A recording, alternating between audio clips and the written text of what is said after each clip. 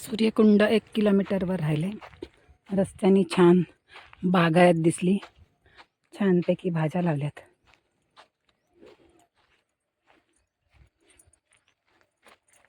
लाल माठ, हिरवा माठ, फ्लावर कोबी. ते रंगीत रंगीत असे गालीचे दिसतात, रंग पेरल्यासारखे.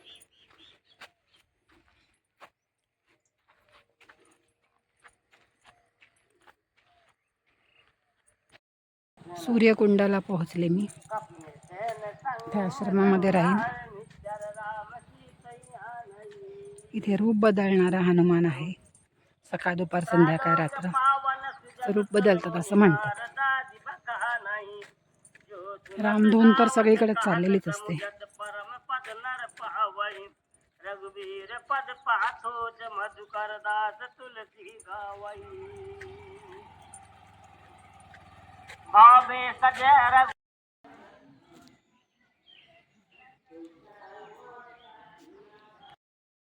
हनुमानजींची मोठी गदा इथे शिल्पाकृती.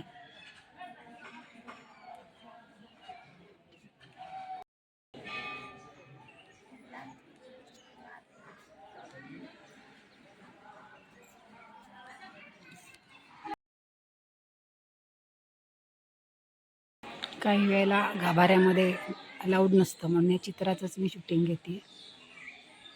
सकाळच्या वेळेला असं दृश्य दिसतं तिथे, बाल हनुमान सारखं. आद्य प्रणेता आश्रम ज्यांनी स्थापन केला ते श्री भारती महाराज. शंकराचं मंदिर, शिवमंदिर.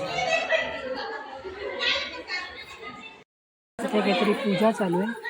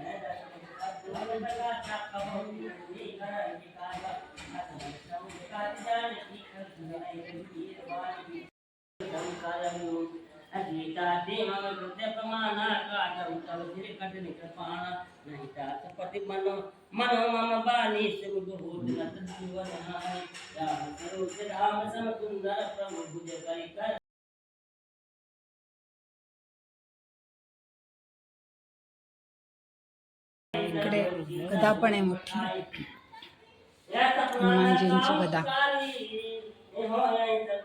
राधाकृष्ण मंदिर आहे, सुंदर सजावट आहे. आणि तिकडे मैया दिसते. राधाकृष्णांना मोरपिसांचा ड्रेस घातलाय.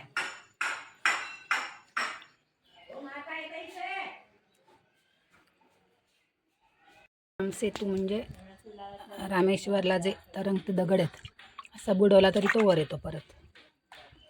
तो दगड आहे इथे, तरंगणारा दगड.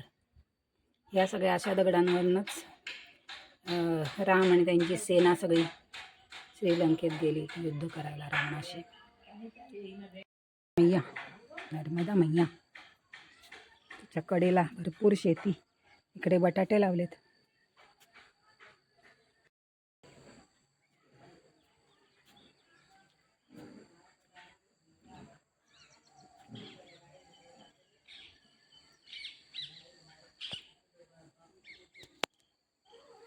इकडे मंडलाला जाणारा पूल आहे.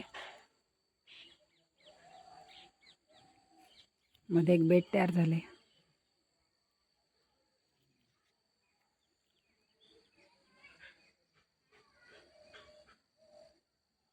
ती मंडलाची सुरुवात असणार आहे. आम्ही हनुमान घाटला गेलो होतो, राहिलो होतो. तिथून पुढे मंडला मार्गे परिक्रमा केली होती. महाराजांचं मंदिर आहे, त्याचा निळा रंग आणि त्यांचं वाहन कावळा आहे, त्याच्यामुळे कावळे 2 शिल्प आहेत त्यांची.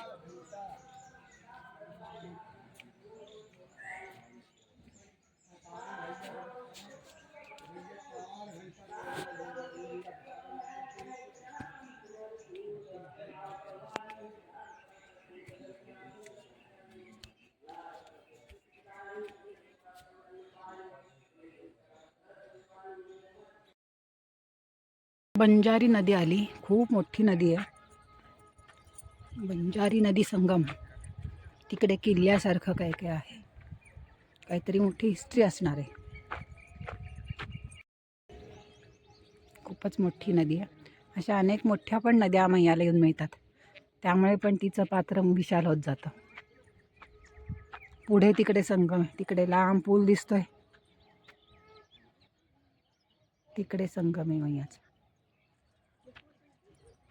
महाराजपूर आले म्हणजे महाराजपूरला आहे तो संगम.